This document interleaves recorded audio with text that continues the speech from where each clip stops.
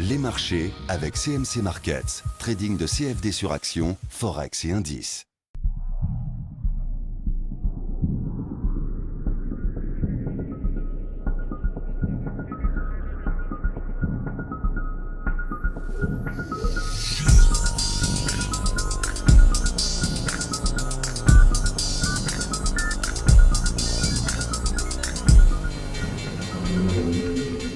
Salut, c'est Trado, content de vous retrouver pour cette mise à jour de l'indice parisien et également de Selectis qui m'a été demandé de très nombreuses fois. Bon, alors ça s'est pas exactement passé comme je pensais que cela se passerait. Moi j'envisageais pour aujourd'hui que l'on soit allé tester le super trend. Alors pourquoi? Parce que généralement quand on s'approche du super trend, eh bien on déclenche un effet aimant. Et regardez un petit peu ici, par exemple, vous voyez, une fois plus on s'est rapproché du super trend, plus la force d'attraction s'est développée et au bout d'un moment, on vient le toucher. Alors, ça s'est produit ici, ça s'est produit également là, vous voyez, quand on s'approche du super trend, généralement, on va faire contact, c'est trop tentant. Or, eh bien, ce contact avec le super trend, contrairement à ce que je pensais, n'a pas eu lieu. Alors, pour ainsi dire, je ne pense pas que le scénario puisse être abandonné immédiatement. Je pense toujours à un contact avec le super trend, d'une part à cause de la force d'attraction qu'il exerce, et d'autre part parce que si on n'est pas venu tester le super trend, eh bien, on a quand même acté l'impossibilité qu'il y avait à monter. Regardez, il y a eu une attaque haussière ici qui est venue s'arrêter au contact du nuage, qui a une fois de plus joué son rôle de résistance.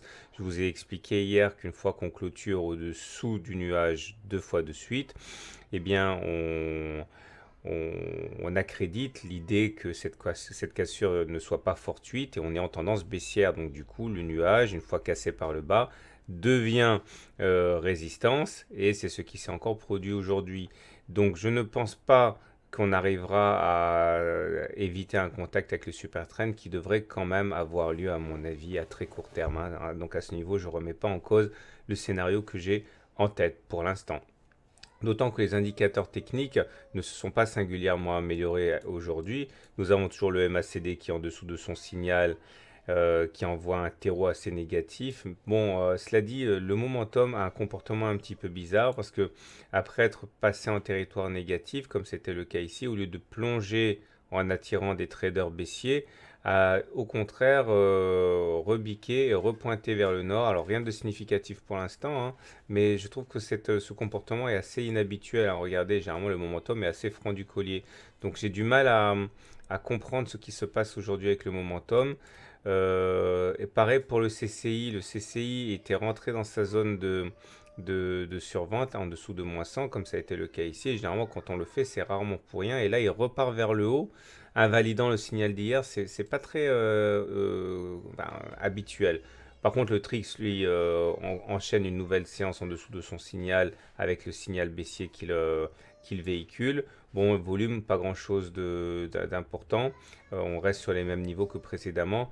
Par contre, ce qui est intéressant et qui me gêne également, c'est le harami baissier auquel on assiste. Alors, je vous rappelle, j'ai fait un e-book là-dessus, hein. C'est une combinaison à deux bougies. Attention, on fait attention qu'au corps, non pas aux mèches, hein. Donc, la première bougie va être rouge et la deuxième bougie va être avec un corps vert qui va être inclus à l'intérieur du corps de bougie précédente. Alors, on peut avoir une version classique, ça ressemble à ça, mais on peut avoir aussi une version en doji, c'est-à-dire que la deuxième bougie n'a pas de corps à proprement parler, mais simplement une croix, comme ça, c'est la version doji du harami haussier, et la version pigeon dans son nid quand les deux bougies sont rouges. Alors ça donne des résultats qui sont assez ambigus si on prend tous les haramis qui se présentent, puisque globalement ce n'est absolument pas annonciateur d'une hausse, puisque c'est en un cas sur deux uniquement qu'il y a une hausse. Il faut regarder au cas par cas. Quand la deuxième bougie est plutôt dans la partie supérieure, effectivement, on a plus d'une chance sur deux de monter. Quand c'est en bas, eh bien, ou bien quand c'est au milieu, ça montre surtout l'indétermination. Alors, regardez ici, par exemple, hein, on a eu un rami haussier, bougie rouge, bougie verte, et derrière, effectivement. C'est pas instantané, hein, les effets, hein, mais globalement, Ça instille une pression haussière. Alors si j'en parle, c'est parce qu'aujourd'hui, vous avez un harami haussier, enfin ce qu'on appellerait un harami haussier doji, bougie rouge, et puis derrière une croix.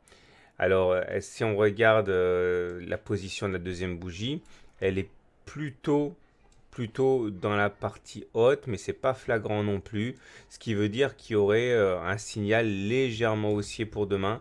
Alors je sais pas si on peut vraiment y accorder beaucoup de crédit parce que c'est franchement pas, ça se joue sur l'épaisseur du trait, hein, on est plutôt au milieu qu'en haut, donc j'aurais tendance à pas trop lui accorder d'importance. Il demeure que on peut tout à fait envisager demain un nouveau test du nuage.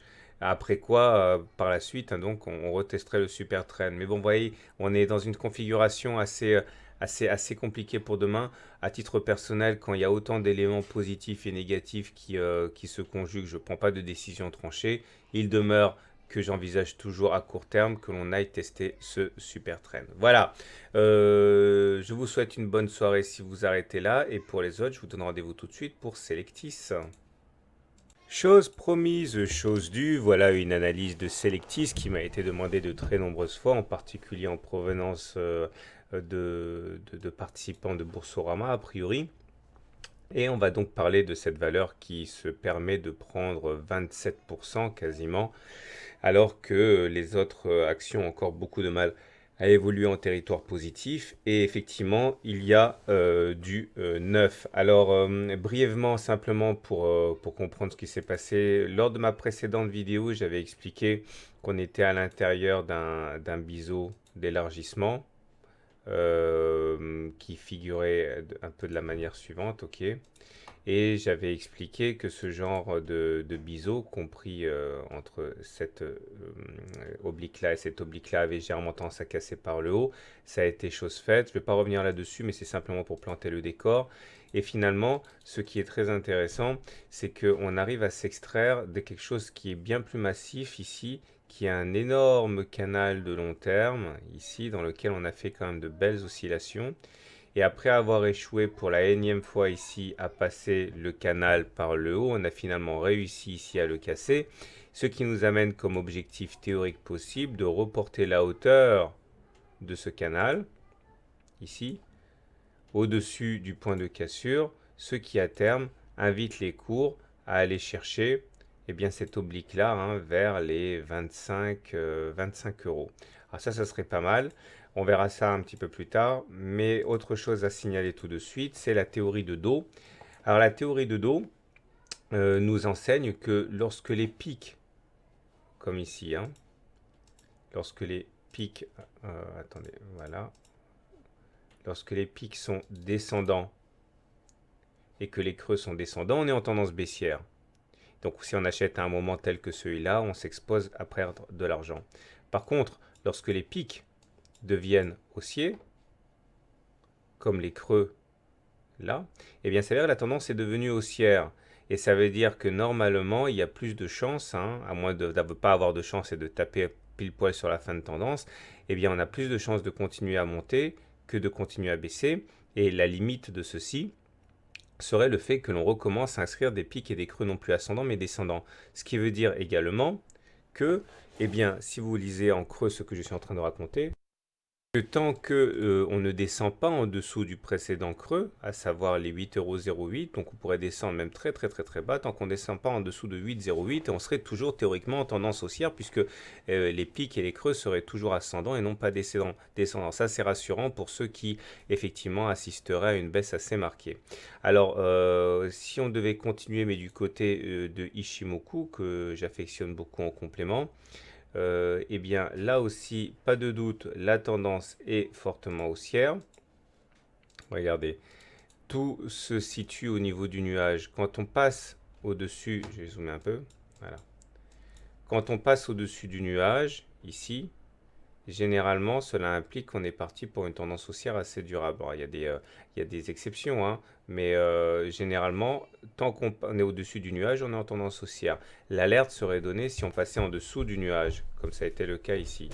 Donc, au regard de ce système Ishimoku, tant qu'on ne clôture pas en dessous du nuage, donc tant qu'on ne clôture pas en dessous des 8,3, on retrouve hein, globalement le même seuil que précédemment, on n'est pas en tendance baissière. Et là aussi, ça veut dire qu'on pourrait assister à une baisse vraiment significative sans pour autant remettre en cause la tendance haussière de fond.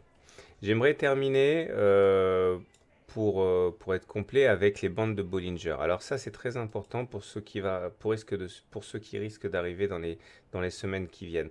On a connu une hausse absolument phénoménale et il est important dans ce genre de situation de suivre les Bollinger. Regardez, les Bollinger, ce sont ces bandes-là que vous voyez, donc avec une Bollinger supérieure et une Bollinger inférieure.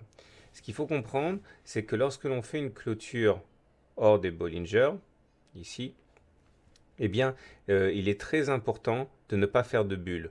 Une bulle, ça ressemble à ça.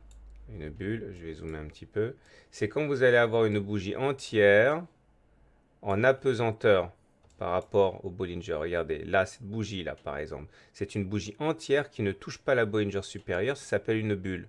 Et quand vous avez ça, quand vous avez une bulle, vous avez de fortes chances d'avoir assisté à la fin du processus et avoir droit à une consolidation importante. Ok? Donc il faut vraiment éviter les phénomènes de bulle. Regardez un autre ici.